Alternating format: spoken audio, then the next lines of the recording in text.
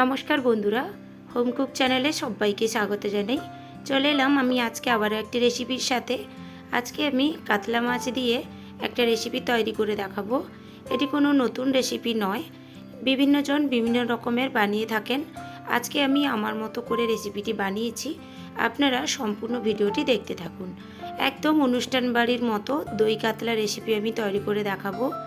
একদম সহজ পদ্ধতিতে আমি তৈরি করে দেখাবো, আর খেতে কিন্তু অপূর্ব স্বাদের হয়। সম্পূর্ণ অনুষ্ঠান বাড়ির স্বাদ কিন্তু এতে পেয়ে যাবেন। তবে চলুন রেসিপিটি আমি শুরু করে ফেলছি। আপনারা প্লিজ মনোযোগ সহকারে আমার সাথে থাকবেন। প্রথমে আমি এখানে কাতলা মাছের রেসিপিটি বানানোর জন্য 4 পিস কাতলা মাছ নিয়েছি, একদম বড় বড় সাইজের। আর দিয়ে দিলাম স্বাদ মতো লবণ, আর দিয়ে দিলাম সামান্য একটু হলুদ গুঁড়ো, আর সামান্য একটু দিয়ে দিলাম লঙ্কার গুঁড়ো, আর ওপর থেকে 1 টিস্পুনের মতো দিয়ে দিলাম সর্ষের তেল। এবার মাছটাকে খুব ভালো করে লবণ, হলুদ আর লঙ্কার গুঁড়োটা মাছের গায়ে খুব ভালো করে আমি লাগিয়ে নেব। এইভাবে লবণ আর হলুদ গুঁড়োর সাথে সামান্য একটু লঙ্কার গুঁড়ো দিয়ে দিলে মাছ ভাজার সময় মাছের কালারটা খুব সুন্দর আসে। আর মাছের গায়ে একটু তেল দিয়ে হলুদ লঙ্কার সাথে এইভাবে মাখিয়ে নিলে মাছ ভাজার সময় তেলটা কিন্তু গায়ে ছিটকে আসে না। মাছগুলোকে খুব ভালো করে আমি মাখিয়ে নিয়েছি। এবার এগুলোকে আমি 10 মিনিটের মতো ঢাকনা দিয়ে একটু সাইডে রেখে দেব। ততক্ষণে আমি একটা মশলা তৈরি করে নিচ্ছি। তার জন্য একটা মিক্সিং জার নিয়েছি। যেহেতু আমি দই কাতলা বানাচ্ছি, তার জন্য আমি এখানে 4 টেবিল স্পুনের মতো ফ্রেশ টক দই নিয়ে নিচ্ছি। আপনাদের বাড়িতে যদি পাতানো টক দই থাকে ওটাও কিন্তু আরও বেশি ভালো লাগবে খেতে, আপনারা ওটাও নিয়ে নিতে পারেন। আর আমি এখানে 10টা থেকে 12টার মতো রসুনের কোয়া দিয়ে দিলাম, আর 1 টেবিল স্পুনের মতো দিয়ে দিলাম মৌরি, গোটা মৌরি। আর দিয়ে দিলাম 10টা থেকে 12টার মতো গোটা গোলমরিচের দানা, আর দিয়ে দিলাম 2টো কাঁচা লঙ্কা। লঙ্কাটা আপনারা স্বাদ অনুযায়ী দিয়ে নেবেন। এবার এগুলোকে একটা স্মুথ আমি পেস্ট তৈরি করে সাইডে রেখে দেব। চলে এলাম এবার রান্নার কাছে। তার জন্য গ্যাসে একটা কড়াই বসিয়ে আমি এখানে 3 টেবিল স্পুনের মতো সর্ষের তেল দিয়ে দিলাম, আর এক এক করে ওই ম্যারিনেশন করা মাছটাকে আমি এক এক করে দিয়ে দিলাম। মাছগুলো দেওয়ার আগে কড়াইটাকে খুব ভালো করে গরম করে নিতে হবে, নইলে মাছগুলো কামড়ে ধরার সম্ভাবনা থাকতে পারে। তো আপনারা তেলটা খুব ভালো করে গরম করে নেবেন। 4 পিস কাতলা মাছ আমি দিয়ে দিয়েছি। এবার গ্যাসের ফ্লেমটা হাই করে এক পিঠ খুব ভালো করে আমি লাল লাল করে ভেজে নিলাম। এক পিঠ ভালোভাবে লাল করে ভাজা হয়ে গেছে। এবার আমি এক এক করে মাছগুলোকে অপর দিক করে উল্টে নেব। আর এই চাকাটা খুবই বড় সাইজের ছিল, তার জন্য আমি মাঝখানে এক পিস কেটে দিয়েছিলাম। আপনারা গোটা রাখতে পারেন, অসুবিধে নেই। মাছগুলো ভাজা হয়ে গেছে। এবার আমি এক এক করে মাছগুলোকে একটা প্লেটে তুলে নিচ্ছি। রান্নাটা আবার ওই তেলেই আমি করে নেব। দেখুন মাছগুলো ভাজা আমি দেখিয়ে দিচ্ছি, ঠিক এইভাবে মাছগুলো একটু ভেজে নিতে হবে। আর মাছ ভাজার কালারটাও অপূর্ব সুন্দর এসছে। ওই তেলে এবার রান্নাটা করছি। তার জন্য 2টো দারচিনি স্টিক, 2টো লবঙ্গ আর একটা এলাচ মুখ ফাটিয়ে আমি দিয়ে দিলাম। আর দিয়ে দিলাম 1/2 টিস্পুনের মতো কালো জিরে।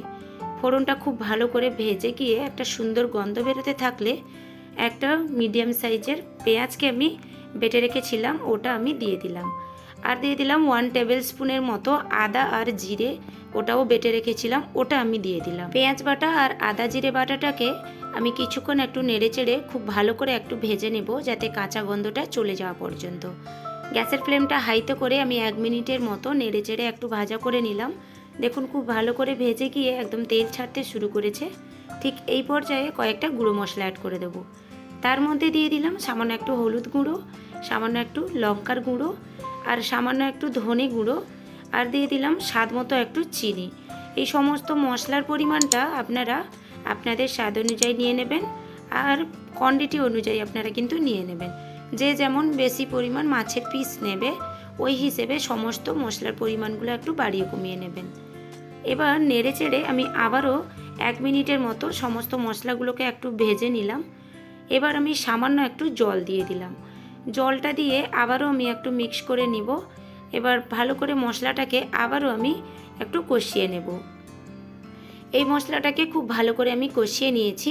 প্রায় 2 থেকে 3 মিনিটের মতো ধৈর্য ধরে আমি মশলাটাকে খুব ভালো করে কষিয়ে নিয়েছি।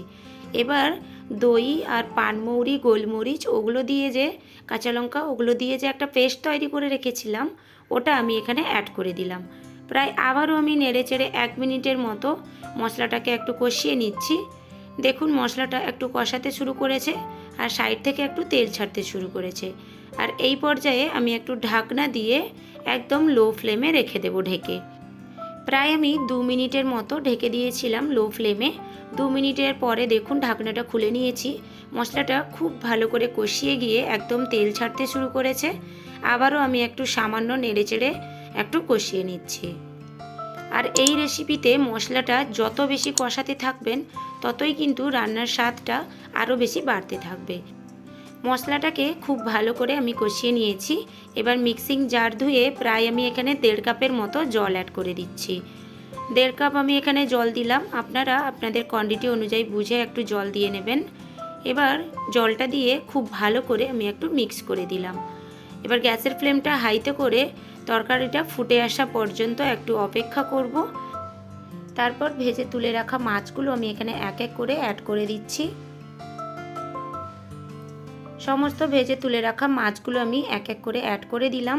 এবার গ্যাসের ফ্লেমটা আমি একটু মিডিয়ামে করে দেব। এই পর্যায়ে গ্যাসের ফ্লেমটা মিডিয়ামে করে দিয়ে ঢাকনা দিয়ে আমি এখানে 2 থেকে 3 মিনিটের মতো রেখে দেব। 2 থেকে 3 মিনিট হয়ে গেছে, আমি ঢাকনাটা এবার খুলে নিলাম। দেখুন রান্নাটা আমার সম্পূর্ণভাবে রেডি হয়ে গেছে। মাছগুলোকে একটু সামান্য নেড়েচেড়ে উল্টে পাল্টে নিচ্ছি। দেখুন বন্ধুরা দেখতে কতটা লোভনীয় হয়েছে আর কালারটাও কত সুন্দরভাবে এসছে। গ্যাসের ফ্লেমটা বন্ধ করে এগুলোকে আমি এবার একটা প্লেটে ঢেলে নেব। তরকারির জুসের পরিমাণটাও একদম বরাবরভাবে আছে। ঠান্ডা হয়ে গেলে জুসটা কিন্তু আরও একটু গাঢ় ভাব ধরে যাবে। এবার আমি আপনাদের সামনে একটু পরিবেশন করে দেখাচ্ছি। দেখুন বন্ধুরা দেখতে কতটা লোভনীয় হয়েছে, খেতেও অপূর্ব স্বাদের হয়। আপনারা একবার হলেও আমার মতো এইভাবে রেসিপিটি ট্রাই করে দেখুন, অসম্ভব স্বাদের লাগে খেতে বন্ধুরা। দেখেই নিশ্চয়ই বুঝতে পারছেন আপনারা কতটা সুন্দর হয়েছে। একদম পারফেক্ট অনুষ্ঠান বাড়ির মতো স্বাদে গন্ধে দেখতে পুরো সেমভাবে তৈরি হয়েছে। আপনারা একবার এইভাবে রেসিপিটি বাড়িতে বানিয়ে দেখুন, আশা করি আপনাদের খুব ভালো লাগবে। আজকের আমার এই রেসিপিটি আপনাদের কেমন লেগেছে কমেন্ট করে আমাকে অবশ্যই জানাবেন। আর রেসিপি ভালো লাগলে আমার ভিডিওতে একটা লাইক দিয়ে চ্যানেলটিকে সাবস্ক্রাইব করে নিতে ভুলবেন না। তবে আজকের মতো বিদায় জানাচ্ছি। দেখা হচ্ছে নতুন কোনো একটি রেসিপির সাথে। সবাই খুব ভালো থাকবেন।